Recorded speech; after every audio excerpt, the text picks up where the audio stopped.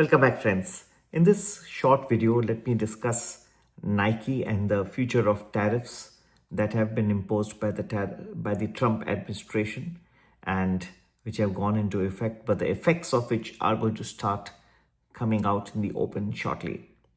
Nike on Thursday said that it expects sales and profit declines to moderate ahead after the company took its biggest financial hit yet from its turnaround plan during its fiscal fourth quarter.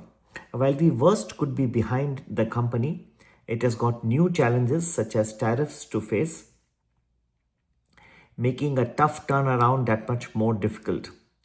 On a call with analysts, the finance chief Matt Friend called the duties a new and meaningful cost. With the new tariff rates in place today, he said that we estimate a gross incremental cost increase to Nike of approximately $1 billion in its current fiscal year 2026. He added that the company intends to fully mitigate that cost over time as it tweaks its supply chain, works with its factory and retail partners, and implements price increases.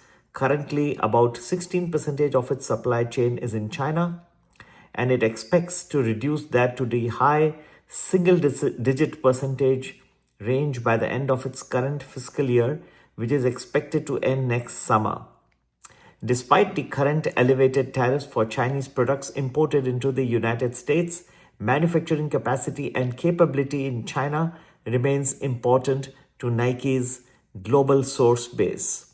Friends said that the company will consider cost cuts, but its highest priority remains stabilizing its business, which requires investment. Once those efforts are implemented, Friends said that the financial impact to fiscal 2026 gross margins is expected to be 0.75 percentage points, with a greater impact expected in the first half.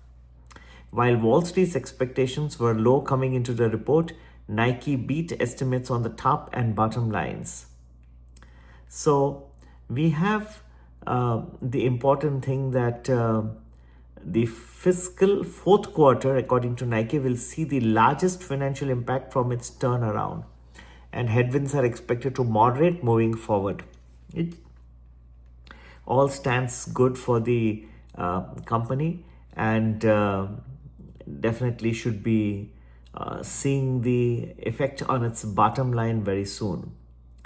The Nike stores, however, were a bright spot. During the quarter, sales at Nike stores rose 2%. Foot traffic data at Nike stores has been declining since October, but those figures also indicate that conditions could be improving, according to Placer.ai, an analytics firm that uses anonymized data from mobile devices to estimate overall visits to locations. Monthly visits to Nike stores had dropped 10.2% in April as compared to the previous year, but that decline narrowed down to 3.2% in May. Revenue fell in all regions during the quarter, but came in a bit better than expected in North America. So we are seeing that the situation in Nike is that there is a turnaround situation, and Nike has moved away from its sport segmentation and instead has broken up its business into women's, men's, and kids. And that is part of the reason that Nike's innovation pipeline had fallen apart, because the business were more focused on lifestyle products geared to a wide range of consumers instead of being directed at athletes. So Nike, Jordan, and Converse teams will now come to work every day with a mission to create the most innovative and coveted product, footwear, apparel, and accessories for the specific athletes they serve. This is according to the CFO, which means they look to be coming back on the right track. On the wholesale front, Nike is moving into more retailers and highlighted fresh efforts with brands such as Aritzia and Urban Outfitters. The decision to come back to Amazon and start selling on the platform for the first time since 2019 should also do good. Beginning this fall, Amazon will begin carrying a select assortment of shoes, apparels, and accessories, and Nike will have a featured brand store on the platform focused on running, training, basketball, and sportswear. The decision to partner with brands such as Aritzia and come back to Amazon highlights the scrappy approach that Nike has taken to wholesale. It also highlights its success that Amazon has had in winning over big brands. In the past, few brands were willing to sell on Amazon over concerns that it could dilute its image. These days, it is seen as an essential channel for any business. The company is still seeing declines in its performance category for Nike products, but it said that it saw strong sales for new launches in the running and training in North America. The first drop sold out in 3 minutes, and it had also released a new sneaker and collection for Aja Wilson, a star center with the Las Vegas Aces. The first drop sold out in 3 minutes, and the company plans to double the amount of pairs in the coming season.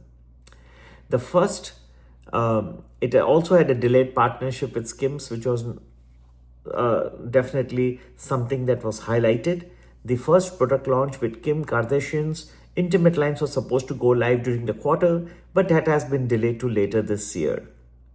And that partnership is also a key strategy in Nike's efforts to win over more female shoppers who are estimated to represent over 40% of its business.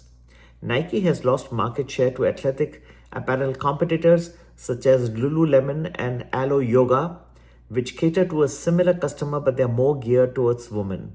Sneakers are still the most important part of Nike's business, but apparel is a growth area for the company, representing about 30% of the Nike brand revenue in fiscal 2024.